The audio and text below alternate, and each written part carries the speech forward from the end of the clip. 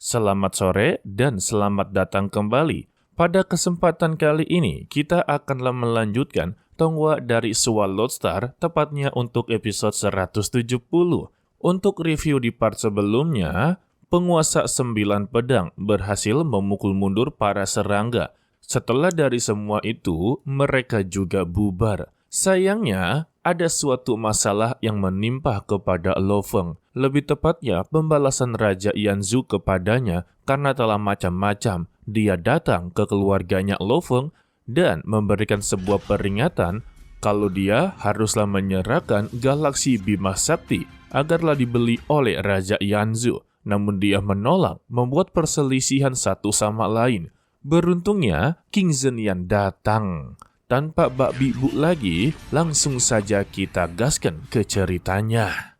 Lalu, King Zhenyan meminta kepada Dilun membawa Lo Feng serta keluarganya pergi dari sini. Sisanya serahkan kepada dirinya. Lantas, Dilun bergegas untuklah pergi dari sana. Yanzu sama sekali tidaklah terima dan mencoba untuk menghentikan pergerakannya. Sayangnya, King Zhenyan berada di depan, langsunglah menghantam. Dari hantaman ini, membuat pasukan Yanzu berhasil dipukul mundur sampai keluar galaksi. Lagi dan lagi, dia memberikan peringatan kepada mereka. Jika saja mereka tidaklah macam-macam kepada Lo Feng dan juga planet bumi, mungkin ini tidak akan terjadi.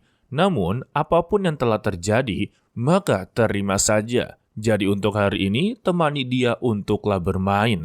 Tongkat saktinya langsung dikerahkan, bahkan dipanjangkan, membuat sebagian besar pasukannya langsung hilang tanpa sekejap. Tetapi Raja Yanzu tidak mungkin untuklah menghadapinya. Dia meminta kepada pasukannya bergerak secara terpisah untuk mencari keberadaan dari Lo Feng. Sehingga mereka bergerak terpisah, membuat King Zhenyan cukuplah kesulitan. Sedangkan untuk sebagian pasukan telah berhasil menemukan keberadaan dari Lo Feng dan memperlambat kapal terbangnya. Tidak sampai di situ, mereka juga bergerak cepat dengan memukul berbagai sisi kapal. Alasannya, mereka juga bermain berpacu waktu. Jika mereka ketahuan oleh King Zhenyan, sudah pasti mereka akanlah modiar. Namun ya, mereka semua ini terlalu meremehkan pesawat luar angkasa milik dari Lo Feng. Sudah berbagai pukulan mereka kerahkan, sama sekali tidak ada perubahan. Alhasil, mereka memutuskan untuklah mengeluarkan jiwa mereka dan langsung menyerang ke dalam. Tetapi di dalamnya ada Dilun yang berusaha sekuat tenaga untuklah menahan mereka. Sedangkan King Zhenyan dibuat begitu sibuk untuklah menghadapi Raja Yanzu.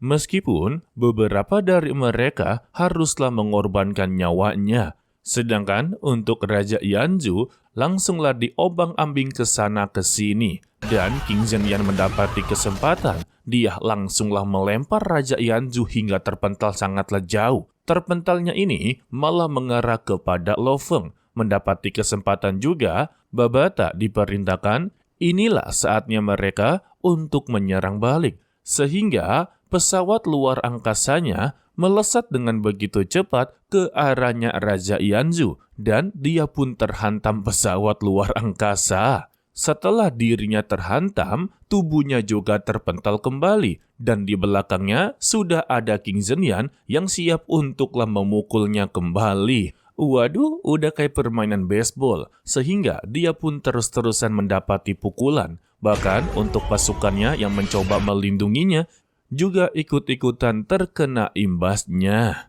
Setelah beberapa hantaman membuat tubuh mereka babak belur, Raja Yanzu memberikan sebuah peringatan. Meskipun mereka tidaklah berhasil untuk mendapati Lo Feng untuk hari ini, tetapi dia sudah mempunyai rencana cadangan, yang dimana sebelumnya dia telah memerintahkan tangan kanannya untuklah menyimpan sebuah barang yang nantinya akanlah dipergunakan dalam menghancurkan planet bumi. Dan bawahannya langsunglah keluar serta mempersiapkan serangan ke arah planet bumi. Lo Feng yang melihatnya sudah dibuat begitu ketar-ketir, tetapi untuk King Zhenyan, dia hanya tersenyum saja. Ternyata dia sudahlah mengetahui rencana semua ini. Jadi bawahannya langsunglah terciduk dan ditangkap. Tidak sampai di situ, Raja Yanzhu tercengang-cengang karena Lo Feng telah mendapati bala bantuan yang begitu besar, yaitu perusahaan virtual alam semesta siap untuklah membantunya. Ditambah ya, yang datangnya bukanlah ecek-ecek.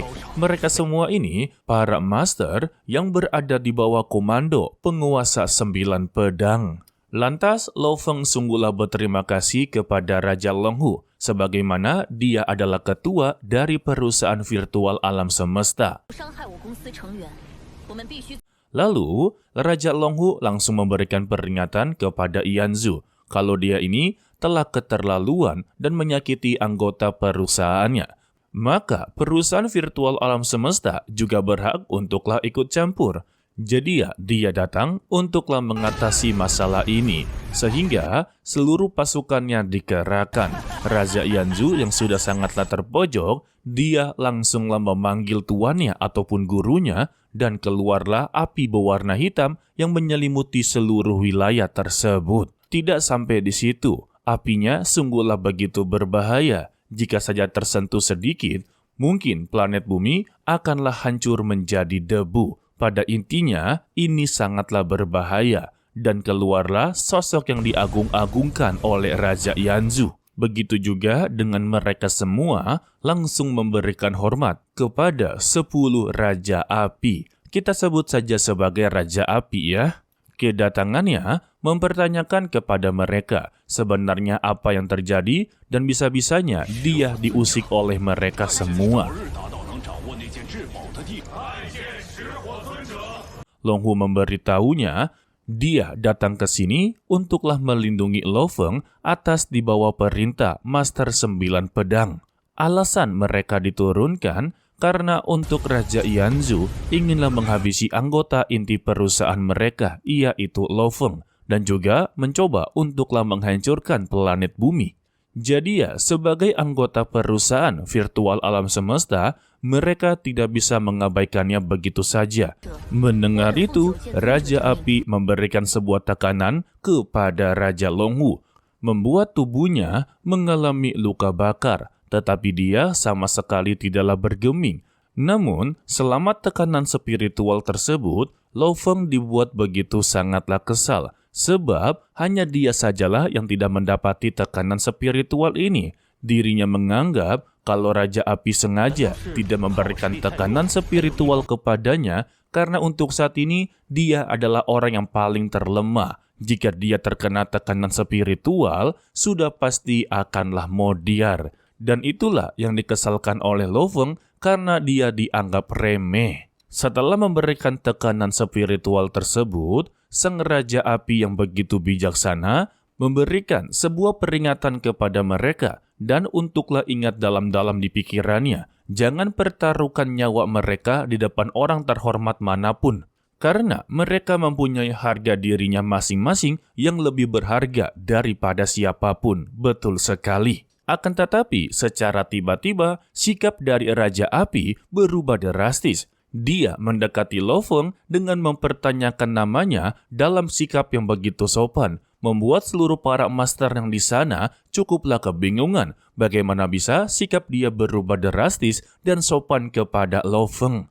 Lalu Raja Api berbicara kepadanya ketika dia meminta anaknya untuklah bernegosiasi mengenai pembelian bumi. Dia ternyata telah bertindak sembrono, yang dimana dia mencoba untuklah menyakiti penjual.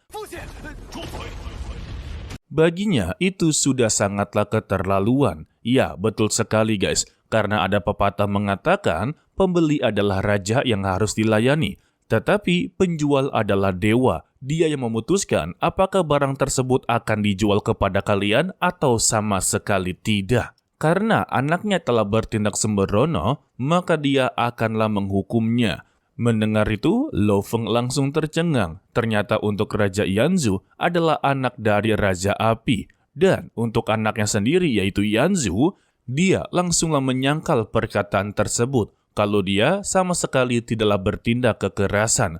Tetapi buktinya sudah berada di tangan ayahnya. Jadi, dia sama sekali tidak bisa untuklah mengelak.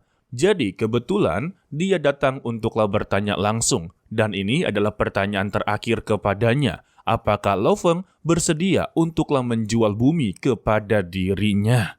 Jika dia bersedia, apapun kondisi yang dia inginkan, maka dia akanlah mengabulkannya. Dengan begitu tegas serta permintaan maaf sebesar-besarnya, Lo Feng sama sekali tidak akanlah menjual planet bumi.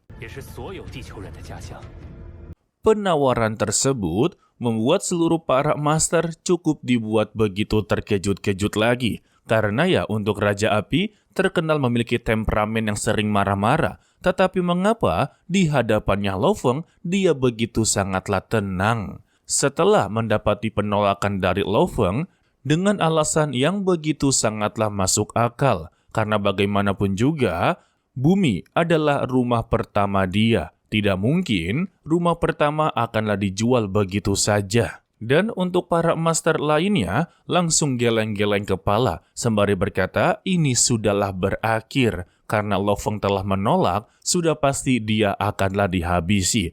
Tetapi semuanya dibuat begitu tercengang kalau Raja Api sama sekali tidaklah marah dan muncullah sebuah perkataan jika memang dia tidak ingin menjualnya, maka dia tidak akanlah memaksanya. Bahkan untuk anaknya sendiri saja tidaklah percaya dengan semua ini. Padahal selama dia hidup, dirinya tidak pernah melihat ayahnya bersikap seperti ini. Lalu ya, nama dia dipanggil dengan begitu lengkap, membuat Raja Yanzhu ketar-ketir. Karena sudah pasti setelah ini, dia akanlah mendapati hukuman yang berat atas tindak kecerobohannya. Lalu dia menyuruh anaknya untuk bebaskan bumi sekarang juga. Jika tidak, dia akanlah menambah masa hukumannya. Alhasil, seluruh warga planet bumi berhasil untuklah diselamatkan. Begitu juga dengan Raja Yanzhu disuruh untuklah meninggalkan tempat tersebut. Untuk para master dari perusahaan virtual alam semesta sampai geleng-geleng kepala. Mereka tidak percaya telah mendapati situasi seperti ini. Seharusnya dengan penolakan dari Lo Feng, dia akanlah mendapati mara bahaya. Atau sepaling minimal-minimalnya, dia akanlah mendapati hukuman. Tetapi pada faktanya, anaknya sendirilah yang akanlah dihukum sampai memasuki penjara selama 1000 tahun.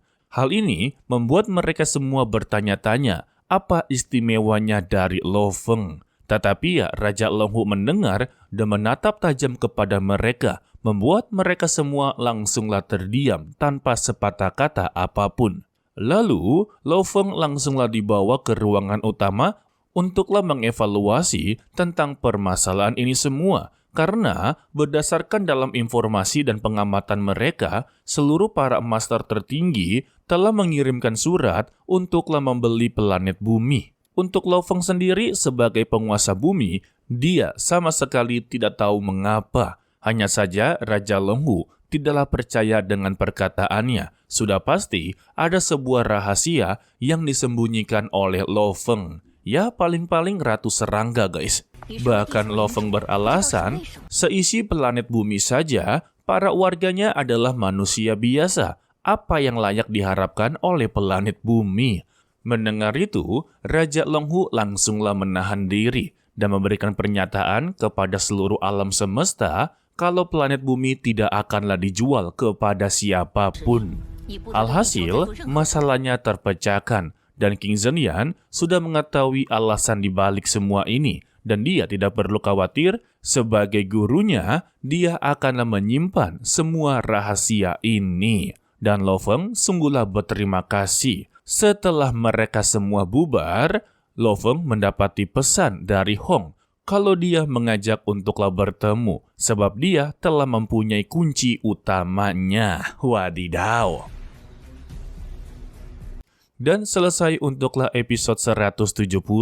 Sedikit preview untuk lapat berikutnya, mereka bertiga akanlah bertemu dan berdiskusi tentang sesuatu yang lebih menarik, yang dimana Hong telah mendapati kunci utamanya, tetapi berbagai masalah juga menghadang kepada mereka guys.